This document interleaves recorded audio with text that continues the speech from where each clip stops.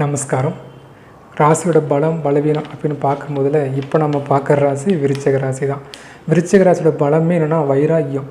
தான் ஒரு காரியத்தை நினச்சிட்டோம்னா மனசில் அதை நிறைவேற வரைக்கும் அதை உழைச்சிக்கிட்டே இருக்கிற ராசி இந்த விருச்சிக ராசி தான்.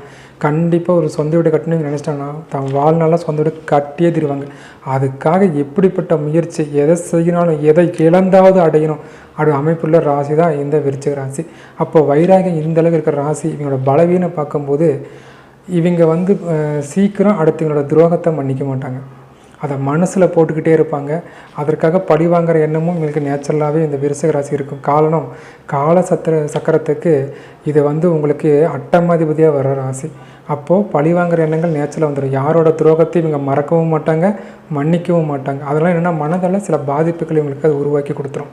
ஸோ அப்போ இதுக்கு பரிகாரம் அப்படின்னு பார்க்கும்போது குகையில் இருக்கிற கோயில், குகையில் கொடைஞ்சி அதுக்குள்ளே தெய்வங்களுக்கு பார்த்திங்கன்னா அந்த மாதிரி கோயில், குகை கோயிலுக்கு இவங்க போயிட்டு வர்றது மிக சிறப்பு. விருச்சிக ராசிக்கு அதிர்ஷ்டத்தை அதிகப்படுத்தணும், மன நிம்மதி கிடைக்கணும், வாழ்க்கையில் செல்வம் வேணும்னா கண்டிப்பாக இவங்க டச் பண்ண வேண்டிய இடம் குகை கோயில் தான். இல்லைனா குகைக்குள்ளே இருக்கிற ஜீவ சமாதி, இந்த மாதிரி இடத்துக்கு இவங்க போயிட்டு ஒரு தடவை போயிட்டு வந்தால் கூட அதோட மாற்றத்தை இவங்க அனுபவிக்கலாம். அந்தளவுக்கு அற்புதமான பலன்களை இந்த குகை கோயில்கள் இவங்களுக்கு விருச்சிக ராசிகளுக்கு கண்டிப்பாக கொடுக்கும். அதுவும் மதிய உச்சிகால பூஜை எந்த நேரமாக இருந்தாலும் பரவாயில்ல, உச்சிகால பூஜையோட போகலாம். ஏன்னா பாக்கியதிபதியாக சூரியன் வரதுனால உச்சிக்கால காலத்தில் நீங்கள் போகிற அந்த பூஜைகள் நிச்சயம் நல்ல பலன்களை கொடுக்கும்.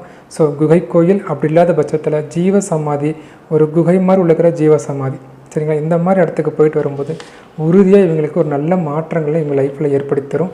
மன நிம்மதி கிடைக்கும், பண வரவு கிடைக்கும். அதேமாதிரி உங்கள் காரியங்கள் வெற்றி அடைகிறதுக்கு இது மிக அற்புதமாக உதவி செய்யும். முயற்சி பண்ணி பாருங்கள்.